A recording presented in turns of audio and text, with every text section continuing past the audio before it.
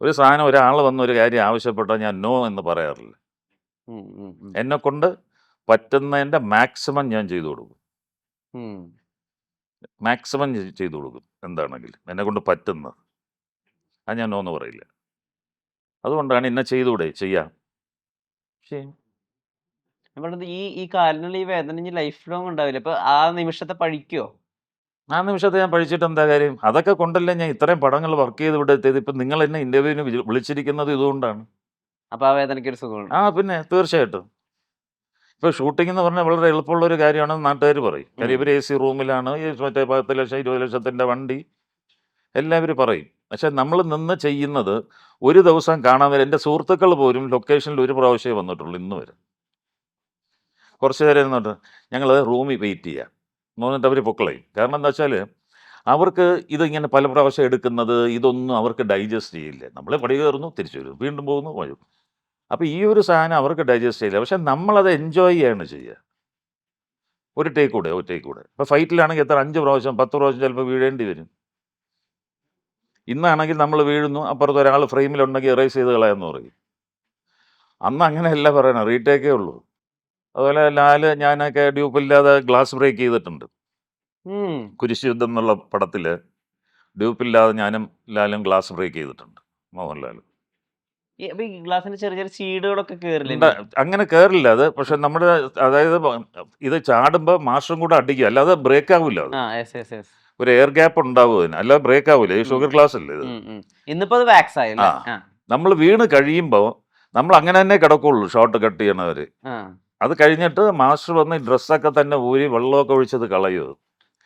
ഇല്ലെങ്കിൽ ആ പൊടിയൊക്കെ ഇങ്ങനെ തേച്ച് കഴിഞ്ഞാൽ നല്ലപോലെ മുറിയും. വെള്ളം ഒഴിച്ച് കളഞ്ഞ് വീണ്ടും ഡ്രസ്സ് ചെയ്ത് അടുത്ത ഷോട്ടിലേക്ക്. അപ്പോൾ പിന്നെ നമ്മൾ കുറച്ച് ക്രിസ്റ്റൽ ഇതൊക്കെ എടുത്തിട്ട് പിന്നെ ഇങ്ങനെ ഒന്ന് കുലുക്കിയിട്ടൊക്കെ മാറി ശരി.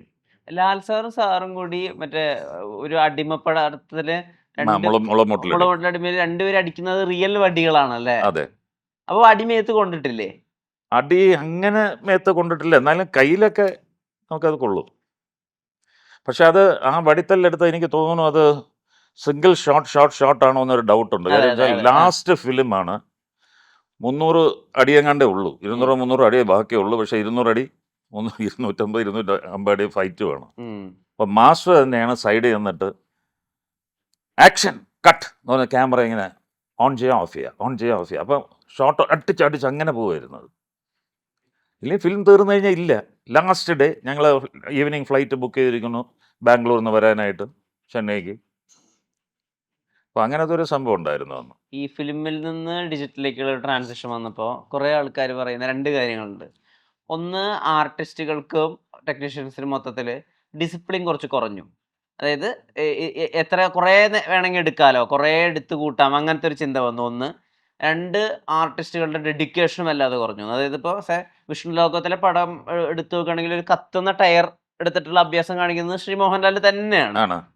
ടൈറ്റായി പോയി. ലാലിന്റെ ഫ്രെയിം വലുതല്ലേ. സാധാരണ ഇത് വെളിയിൽ കാണിക്കുന്നത് മറ്റേ തിരി പോലത്തെ പിള്ളേരായിരിക്കും. ഇത് ജാമായി പോയി. എന്നിട്ട് അതിങ്ങനെ പുകഞ്ഞു പോയത്. അതാണ് വെള്ളം കോരിയൊക്കെ പിന്നെ പുറത്തൊഴിച്ചോണ്ട് വന്നത്. തോർത്തിൽ വെള്ളം നോക്കിയിട്ട് പുറത്തിങ്ങനെ തട്ടുക അങ്ങനെയൊക്കെ. ഞാനുണ്ട്, ഞങ്ങൾ നോക്കിക്കൊണ്ടിരിക്കില്ലേ ഇത്. ഞാൻ മണിയമ്പിള്ള രാജു ഉണ്ടല്ലോ. അപ്പം ഞങ്ങളൊക്കെ പിന്നെ പോയിട്ട് ഇങ്ങനെ തട്ടി കൊടുക്കുകയാണ്. നല്ല പോലെ പുകയുണ്ട്. അതിൽ റൂമിൽ പോകണമെന്ന് ചോദിച്ചപ്പോഴത്തേക്കും ഇല്ല 2 ഷോട്ടല്ലേ, അത് തീർത്തിട്ട് പോകാം, ഇങ്ങനെ പറയുള്ളൂ. അടുത്ത 2 ഷോട്ടും തീർത്തിട്ടാണ് ലാൽ റൂമിൽ പോകുന്നത്. റൂമിൽ പോയിട്ട് കുളിച്ചിട്ട് വന്ന് ഏസിയുടെ മുമ്പ് ഇങ്ങനെ വന്ന് നിൽക്കും, പൊടി വെള്ളം ഒഴിക്കും, അങ്ങനെ നിന്നിട്ടുണ്ട്. പുകഞ്ഞു പോയി, രോമമൊക്കെ കത്തുന്ന മണം വരും.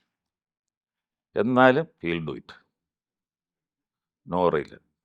ശരിക്കും ചോരയും നീരിലും കെട്ടിപ്പടുത്ത സിനിമയായിരുന്നല്ലേ അന്ന്? പിന്നെ അന്ന് പക്ഷെ അതൊരു നമുക്കെന്ന് പക്ഷെ ഒരു ടീം വർക്ക് എന്ന് പറഞ്ഞാൽ ഇന്നത്തെ പോലെ ഇപ്പം മോഹിനിയാട്ടത്തിന് ഞാൻ പറഞ്ഞു, ഞാൻ പോകുമ്പോൾ എനിക്കൊരു ഡൗട്ട് ഉണ്ടായിരുന്നു. കാര്യം ഈ ന്യൂജൻ എങ്ങനെയാണ് എന്നുള്ളൊരു സംഭവം. പഴയ സിനിമയെക്കുറിച്ചാണല്ലോ എപ്പോഴും നമ്മൾ പൊഴുത്തി പറയാറ്. അവിടെ എല്ലാവരും ഒരുമിച്ചാണ്, കെട്ടുറപ്പുണ്ട് എന്നൊക്കെ പറയുന്നത്.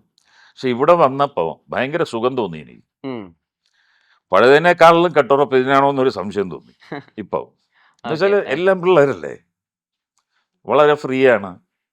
പിന്നെ നേരത്തെ പറഞ്ഞ ഡിസിപ്ലിൻ എന്ന് പറഞ്ഞാൽ അത് ഡിജിറ്റലിൽ വന്നുകൊണ്ടല്ല. അത് അന്നെന്ന് പറയുമ്പോൾ ചെയ്യുമ്പോഴത്തേക്ക് ഒരു സാധനമുണ്ട്. നമ്മളടുത്ത് ഈ ഷോട്ട് എടുക്കുന്നതിന് മുമ്പ് വിളിച്ചു പറയും, ഒരടി 120 രൂപയാണ്, ഫിലിമിൻ്റെ. അപ്പോൾ അതുകൊണ്ട് ഷോട്ട് ഒരു ടേക്ക് പോലെ കളയരുതെന്ന് പറയും. അപ്പോൾ നമ്മൾ ഡയലോഗ് പറയാൻ നിൽക്കുമ്പോൾ തന്നെ നമുക്കൊരു ടെൻസ്ഡ് മൂഡ് വരും, ഒരു ബലം പിടുത്തം. അത് അന്ന് എല്ലാവർക്കും കുറെ ബലം പിടുത്തം. ഫിലിം അടിക്കുന്ന ശബ്ദം കേട്ടാൽ അതുകൊണ്ട് ഫിലിം അടിക്കുന്ന ശബ്ദം മാത്രമല്ല, ക്ലാപ്പ് ഇല്ലേ, ആ സീൻ 3 മറ്റേ ഷോട്ട് നമ്പർ 2 ടേക്ക് 1 ടിം ഒരു അടിയും കൂടെ അടിക്കുമ്പോഴത്തേക്കും ഒരു ഇത് കൂടെ വരും. അപ്പോൾ അന്നത്തെ അതിൽ നിന്ന് വന്ന് ഇപ്പം ചെയ്യുമ്പോഴെന്ന് പറഞ്ഞാൽ നമ്മൾ വളരെ ഫ്രീ ആയിട്ടാണ് ചെയ്യുന്നത്. ആ അതിൻ്റെതായ ഷോട്ടിൽ കാണാനും ഉണ്ടാവും, ആ ഈസിനെസ് ഈസിനെസ് അതിലുണ്ട്. മറ്റേ ഇല്ല, മറ്റേ നമുക്കൊരു ബലം പിടുത്തം വരും, സ്വാഭാവികമാണ്. കഴിഞ്ഞ റിഹേഴ്സലിന് ടൈമില്ല, നമ്മൾ ചെല്ലും. പിന്നെ ഈ ഹീറോസിനൊക്കെ ഓഫ്കോഴ്സ് അവർക്ക് ചിലപ്പോൾ ഒരു 2-3 വർഷം ഈ കഥ അറിയാമായിരിക്കും. അത് പൊളിച്ചെഴുതി വായിച്ച് തറവായിട്ടാണ് ഇവർ വരുന്നത്. ഇപ്പം വില്ലനൊക്കെ ചെയ്യുന്നത്, ഇപ്പം ഞാൻ എന്നെ പോലെ വില്ലൻ ചെയ്യുന്നവരൊക്കെ ആണെന്നുണ്ടെങ്കിൽ പറയാം, നമുക്കൊരു 4 ദിവസം ഉണ്ട് ഇല്ല വില്ലനാണേ മറ്റേ ഓക്കെ, നമ്മൾ അവിടെ ചെന്ന് മേക്കപ്പ് ഇട്ടുകൊണ്ടിരിക്കുമ്പോഴായിരിക്കും അസിസ്റ്റന്റ് ഡയറക്ടറോ അസോസിയേറ്റോ വന്നിട്ട് ഈ സാധനം പറഞ്ഞു തരുന്നത്. ഇതാണ് ഡയലോഗ്, ഇപ്പോൾ എടുക്കാൻ പോണ സീൻ ഇതാണ്. ആദ്യമൊക്കെ നമ്മൾ ചോദിക്കും, അപ്പോൾ സീനാണോ, ഓക്കെ. അവിടെ ചെന്ന് നമ്മൾ തോന്നുന്ന പോലെ പറയുകയാണ്. ഒരു കുറച്ച് കഴിഞ്ഞപ്പോഴത്തേക്ക് നമ്മൾ ചോദിച്ചു തുടങ്ങി, ഈ സീനിന് മുന്നേ ഉള്ള സീൻ ഏതാണ്, ഇത് കഴിഞ്ഞിട്ട് എന്താണ് വരുന്നത്. അപ്പം അങ്ങനെ നമ്മൾ പിന്നെ ചോദിച്ചു തുടങ്ങി. അല്ലാതെ നമുക്കന്ന് ഈ സ്ക്രിപ്റ്റ് ഒന്നും നേരത്തെ കൊണ്ട് തരുന്ന പരിപാടിയൊന്നുമില്ല. ഇപ്പം അതുണ്ട്. സ്ക്രിപ്റ്റ് കിട്ടിയോ? പിന്നെ അവർ സ്ക്രിപ്റ്റ് തരുന്നുണ്ടല്ലോ, എല്ലാവർക്കും കോപ്പി കൊടുക്കല്ലേ, സീൻ കോപ്പി, ഇല്ലെങ്കിൽ ഫോണിൽ അയക്കും, നെക്സ്റ്റ് ഡേ ഉള്ളത് അയക്കുന്നുണ്ട്. അപ്പം അത് വായിച്ചു കഴിഞ്ഞാൽ അതുപോലെ തന്നെ ആവണം എന്നില്ല നമ്മൾ എടുക്കുന്നത്. കാരണം അവിടെ ചെല്ലുമ്പോൾ മാറും കുറേ. എന്നാലും നമുക്കൊരു ഒരു ചെറിയൊരു എന്താ പറയുക തയ്യാറെടുപ്പ് എന്ന് പറഞ്ഞൊരു സാധനം അതിലുണ്ടാവും. പിന്നെ അവിടെ വരുമ്പോഴത്തേക്ക് കുറെ കൂടെ ഫ്രീ ആയിരിക്കും, ചില വാക്കുകൾ മാത്രമേ മാറുണ്ടാവുള്ളൂ. പിന്നെ ഒരു ഹോംവർക്ക് പോലെ ഉണ്ടായിരുന്നു, ആ സീനിലുള്ളവരെല്ലാം കൂടെ ഒരു ക്യാബിൻ്റെ ഉള്ളിൽ കയറുക, കാരവനിൽ അവിടെ ഇരുന്നിട്ട് ഡയറക്ടറും സ്ക്രിപ്റ്റ് റൈറ്ററും അസോസിയേറ്റും എല്ലാ ആർട്ടിസ്റ്റും കൂടെ ഇരുന്നിട്ട് ഡയലോഗ് മുഴുവൻ പറഞ്ഞു നോക്കുക. ഒരു 2-3 പ്രാവശ്യം ആകുമ്പോൾ നമ്മൾ തറവായി. അപ്പോൾ അവിടെ ചെല്ലുമ്പോൾ അത് പറയാം, മറ്റേതല്ല, ഷോട്ട് ബൈ ഷോട്ട് പറയുക. അപ്പോൾ വ്യത്യാസമുണ്ട്. അപ്പോൾ അതുകൊണ്ട് ഇത് പറയാൻ പറ്റില്ല. ഇപ്പം മറ്റേ ഇത് പോയി എന്ന് പറയാൻ പറ്റില്ല. ഒരു മോണിറ്ററിൽ നമ്മൾ കാണുന്നതുകൊണ്ട് ഇങ്ങനെ നോക്കുമ്പോൾ ഒന്നുകൂടെ എടുത്താലോ അത് നമ്മൾ ചോദിക്കും, സ്വാഭാവിക. അതൊക്കെയാണ് ടൈം കൺസ്യൂമിങ് ആയിട്ട് വരുന്നത്. ഈ മോഹിനിയാട്ടത്തെ സംബന്ധിച്ചിടത്തോളം മലയാള സിനിമ അധികം എക്സ്പ്ലോർ ചെയ്യാത്തൊരു ജോണർ, ഒരു പ്രത്യേക തരം തമാശ. അതെ, ആ തമാശക്കകത്ത് ഒരു ക്രൂരതയുണ്ട്, ഉണ്ട്. എന്നിട്ടും അത് ആസ്വദിച്ച ആളുകൾ കാണുന്നു, ഉണ്ട്. കുടുംബത്തോടുകൂടി ആളുകൾ കാണുന്നു. ശരിക്കും മലയാളിയുടെ കാഴ്ചാശീലങ്ങൾ മാറി, സിനിമ രീതികൾ മാറി, സിനിമ മൊത്തത്തിൽ മാറി. ഇത് പ്രതീക്ഷ വെക്കാവുന്ന ഒരു സ്ഥലത്തേക്കാണ് പോകുന്നത്. പ്രതീക്ഷ വെക്കാവുന്ന സ്ഥാനത്തേക്ക് തന്നെയാണ് പോകുന്നത്. കാര്യം എന്ന് വെച്ചാൽ ജനങ്ങൾ ഇപ്പോൾ അതിലൊരു ക്രൈം ഉണ്ടെങ്കിലും അവരതിനെ ഒരു തമാശയായിട്ടാണ് എടുത്തിട്ടുള്ള എല്ലാവരും. കണ്ടിട്ട് ചിരിച്ച് മണ്ണ് തപ്പി എന്ന് പറഞ്ഞിട്ട് ഓരോരുത്തർ എഴുതിയിരിക്കണം. ഇന്നലെ കാലിക്കട്ടിൽ നിന്നൊക്കെ വന്ന റിപ്പോർട്ട്സ് ഉണ്ട് ഇതിൽ, എൻ്റെ സുഹൃത്തുക്കളൊക്കെ അയച്ചിട്ടുള്ളത്. അപ്പം ഞാനെങ്ങനെ സൈജുവിനെ കേൾപ്പിച്ചു കൊടുത്തു, സൈജു കുറുപ്പിന്. അപ്പോൾ അവർ എൻജോയ് ചെയ്യാണ്. ഇപ്പം സ്ത്രീകളാണെങ്കിൽ തന്നെ അവർ എൻജോയ് ചെയ്യുക. മറ്റേ ശരി ചെറുപ്പക്കാർ എൻജോയ് ചെയ്തു, ഓക്കെ. ഇതല്ല, ഇത് ഏജ് ഉള്ളവർ തന്നെയാണ് കണ്ടിട്ട് പറഞ്ഞാൽ ചിരിച്ചിരിക്കുകയായിരുന്നു എന്ന് പറയുന്നു. അപ്പം അവരുടെ എല്ലാം മാറിയോ എന്നുള്ളതല്ല, ഒരു ചേഞ്ച് എന്നൊരു സാധനം എല്ലാവരും ഇഷ്ടപ്പെടുന്നു. എപ്പോഴും നമുക്കൊരു ചേഞ്ച് വേണമെന്ന് ഇഷ്ടപ്പെടുന്നവരാണ് നമ്മൾ. ചേഞ്ച് എന്താണ്, അതിനോടാണ് നമുക്ക് താല്പര്യം കൂടുതൽ വരിക. അപ്പോൾ ഇത് ആദ്യമായിട്ട് വന്നൊരു സംഗതി ആയതുകൊണ്ട് കയറി പിടിച്ചതാണ്. പിന്നെ ആദ്യത്തെ പാർട്ട് എന്തുകൊണ്ട് പോയില്ല എന്ന് ചോദിച്ചു കഴിഞ്ഞാൽ നമുക്കതിന് മറുപടി ഒന്നും പറയാൻ പറ്റില്ല. കാരണം മേനോൻ്റെ ഇസബെല്ല പോയിട്ടുണ്ടായിരുന്നില്ല. ടി വിയിൽ വന്നപ്പോൾ എന്തെങ്കിലും കാണാൻ തുടങ്ങി.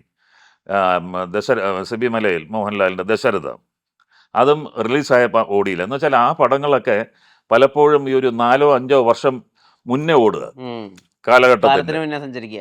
അപ്പോൾ അങ്ങനെ സഞ്ചരിക്കുന്ന പടങ്ങളാണ് പെട്ടെന്ന് നിൽക്കാതെ പോണത്. ഇപ്പോൾ ഓരോരുത്തരുടെ മനസ്സും അങ്ങനെ സഞ്ചരിക്കാൻ തുടങ്ങി. അങ്ങനെ വരുമ്പോൾ അങ്ങനത്തെ പടങ്ങൾ വിജയിക്കും.